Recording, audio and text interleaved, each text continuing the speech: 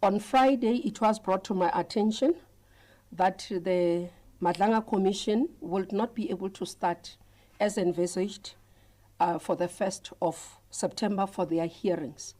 I immediately convened several meetings throughout the day of Friday, cancelled my diary, and together with some of the officials and brought them in to be able to try and see if there are issues that we needed to resolve and how we can ensure that the 1st of September is not compromised.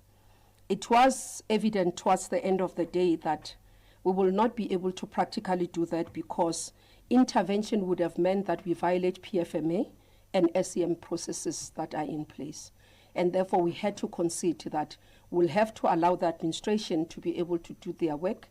But here, I must indicate that certain issues could have been avoided by the administrators in the department.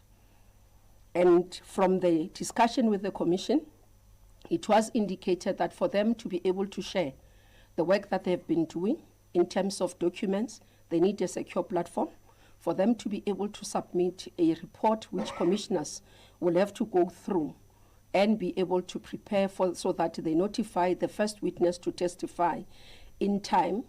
They would have needed to do that by Wednesday, which all those are not in place as the processes are being concluded today. And that meant that they will have to delay. So we have committed to them that, as we committed, that all the processes will be completed today as a report that they are completed. And we have requested them to rework and announce their starting date of their announcement. Following all this, as I got notified on Friday, I immediately reported the situation to the head of state, the president, who was traveling back from TICAT, who immediately we agreed that I'll do a full report to him, which was done by Friday.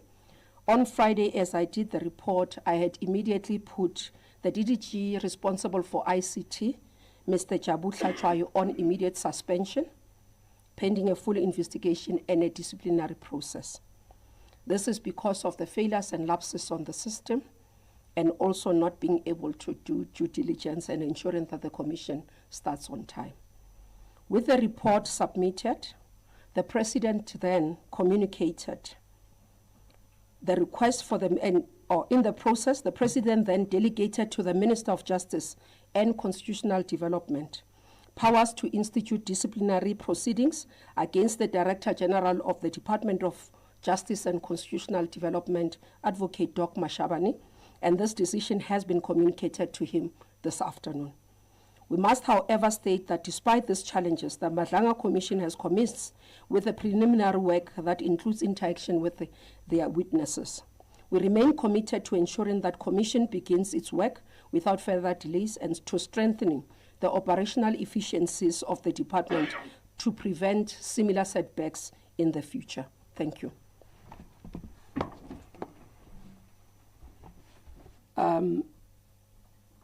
I wouldn't really, because when you deal with DC matters, you can't go and fetch things 20 years ago or 10 years ago that you did not deal with.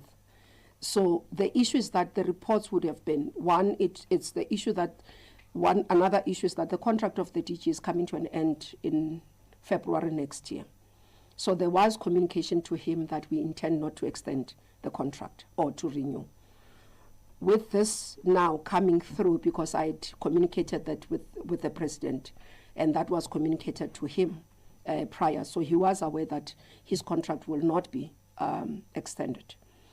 So following all these issues that I had to write the report, and I don't want to go into detail. I can't in public deal with labor matters in the manner that you want me.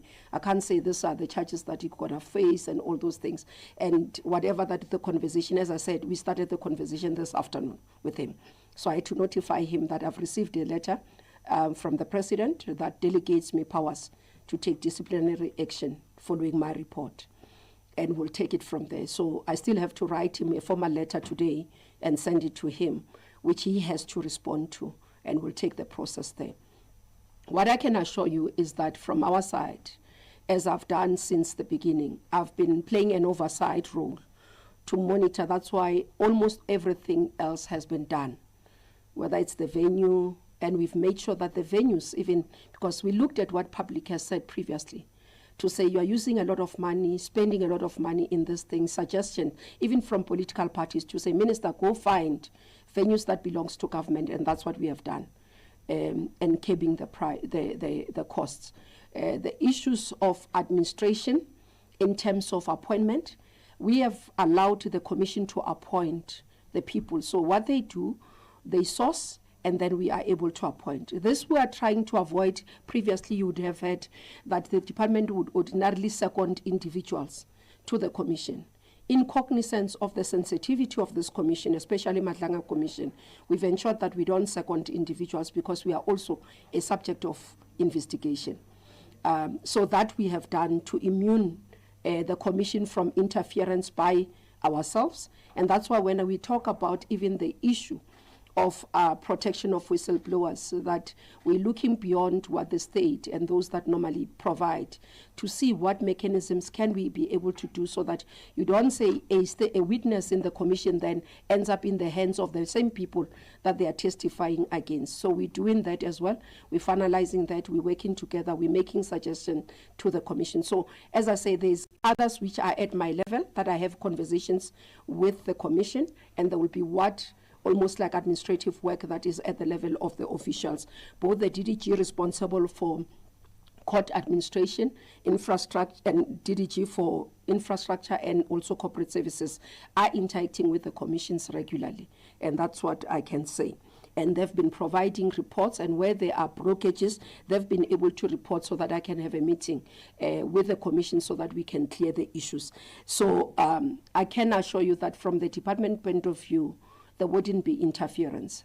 We've made sure that we've been pushing to get, we don't interfere, but we request you put a deadline to say, this is what I want by this date, and for them to go and make sure that that is happening. And that's why we can report today that all the procurement that was outstanding around ICT, which is the major hurdle that caused us to be where we are, has been resolved. In terms of both the commission's announcement of the public hearing dates, I wouldn't be able to, I'm not allowed to. It's the work of the commission. After we report to them to say this is the work that we have done, they look themselves in terms of their schedule, what they need to do, because as I said, evidence leaders must say this is what the lead time we want, and therefore the date is that. So we'll allow them to announce their new date following our report in terms of where we are, what they've asked us to do, and what we have done. I think they should be able to communicate it.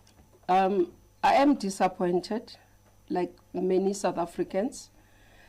You'd understand that in the TRC Commission, at least we are clear there, not much issues. We are implicated as the portfolio in terms of allegation that there would have been blockage of prosecution of apartheid crimes.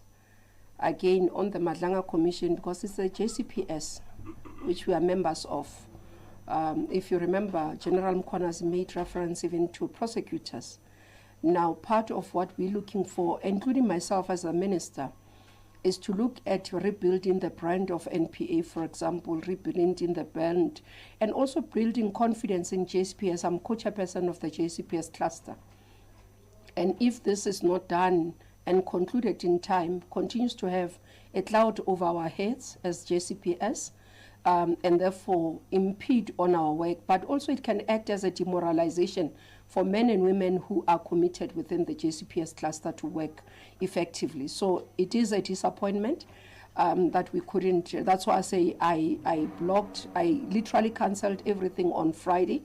And at that time, I was working around the clock hoping to save the day and to be able to just get the commission to start with public hearings on the 1st. It doesn't mean that other work has not been done. The work continues in other areas. As I said, that you do have interactions by evidence leaders. That's the report I've received. With witnesses, we don't know who, we are not told, we don't get to be told, but we just know that the work has been done. Now, we would have hoped that, and for me, I think the comfort will be when I sit, I was saying to Justice Mkhwanazi this morning, I think I'll have a breather. The day when I open my TV in the morning, I see him on screen doing the first person witness on the hearings, similarly with the Mkhwanazi Commission. So It is a disappointment, but we are on course. Like many South Africans, President is committed. He wants, that's why he said he wants an explanation. He asked us to go public and explain in a most transparent and accountable manner to say what has led to where we are and consequences that we are doing. Because it can't be that something like this as major happens and no one takes responsibility or no one is held accountable. So it's one of those things that we are looking at to do as the organization, and rebuilding our confidence and rebuilding public confidence in our work, but also committing. I am sure that the Commission will announce sooner their announcement. Initially, how we planned it, I must say, from Friday was that we will wait for the President to give us a directive. The Commission will wait for the Minister to issue a statement and communicate, and then when they communicate with the date. It's unfortunate that the statement of the Commission went before ours, despite our appeal to them. For whatever reason that happened. And we had set out chronological way of doing things so that we don't confuse the public, but we also are able to give certainty. So it would have been, in terms of our planning, that the President would make the decisions. I would come out, or even the statement from the President, I would come out and communicate the decisions, and then the Commission then reaffirms their work and also communicate their dates. So we're hoping that still today, perhaps the Commission can go out and communicate their dates based on the information that we have provided of the update where we are, and give certainty of the date of commencement. That's what we are expecting. On the issue of litigation, I don't want to get into detail of it, but I don't think it is something that we are worried about. This is the powers that the President has in terms of the Constitution to deal with matters, and will continuously defend that matter in court should the need arise, whenever it does, and we will be able to close that issue around. Thank you. Minister, sorry, just on a point of clarity, you mentioned now that you would ask the Commission, as I understand it, you'll correct me if I'm wrong, not to release the statement that they released this morning. Can you give us some insight into why you made that request? And are you at all concerned that them releasing the statement in the way that they have, and also articulating to some degree, arguably a degree of distrust for the department, speaks to a kind of potential breakdown of relationship there, or am I overblowing it? No, you are overblowing it. There'll never be a breakdown of relationship. We're holding each other accountable, quite frankly, quite open. Many people know me, I'm very robust in engagements. And I don't have ego, so feedback, I do take it where there are weaknesses. We've accepted the weaknesses. And from me as the executive authority, I've accepted the weaknesses, and I've assured them that I will act. What I would have expected for them is to give me the courtesy to allow me to be able to completely communicate to the public in a transparent manner, openly, but also not to kill public trust in the state organs and in government. But similarly, this commission is the commission of the President. So I can't go out and publicly communicate without the President's authority. It's not Minister Gubai's commission. It's President Ramaphosa's commission. So whatever I needed to communicate, which I informed the commission, I needed to get authority from the President. I needed to send, I copied Justice Madlanga, the report I sent to the President. So they were not blindsided about what I'm raising, and the report was quite frank and open and acknowledged. I even apologized to the President as the minister to say it happened under my watch. I do apologize, Mr. President, and I'm going to make sure that systems are in place. I'm going to play more robust oversight without interfering and compromising systems, PFMA, but we do assure that we'll do our best to ensure that the commission can commence. So that we have done, and they were aware. That's why I'm saying it was unfortunate that the statement went out in the manner that it did. I don't think I would have, what is the word? I would have said they shouldn't say certain contents that they want, but I think giving us courtesy, especially because I've been very cooperative with them, They can get hold of me over my WhatsApp. They can call me anytime. I've been responsive to their email. Even less than 2 hours of what they send to me, I'm responding to them. I found it very unfair, what they've done. Minister, the colleague's question, Slindelo, on the reasons for suspending the DG. I can't discuss labor matters in public. I'm informing the public that following what we have been able to evaluate between myself and the head of state, as the person who's the appointing authority, he has delegated the powers to me to be able to institute disciplinary proceedings. That's far I can go. Once we have done the work, and as I said that we have only communicated this afternoon to the DG, we still have to make it in writing, and therefore out of that, then later communications will come out. The DDG received his letter on Friday. So in terms of labor process, I've got to do that process first. Normally government loses cases not because they don't have a case to fight, but because they've flaunted the procedures. So allow me not to flaunt procedures and discuss what would be in the contents of the letter that goes to the DG this afternoon. We will take the nation into confidence once the processes have been done. That's why I'm asking that we are acting as per the letter by the President. I couldn't do anything without the letter. Whatever that might or have been my views and whatever are superseded by the decision of the President. The contents thereof of that letter of the President will direct as well the areas that he wants me to focus on, and those will be in the contents of the letter that goes to the Director General.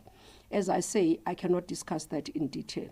We will update the nation as time goes. And we could safely say with the DDG, because the DDG was afforded a process, and by Friday evening, he was suspended with immediate effect. He received his letter, he acknowledged his letter, and that process is underway. So it's easier to talk about that because it has been at an advanced stage where we can talk about the contents.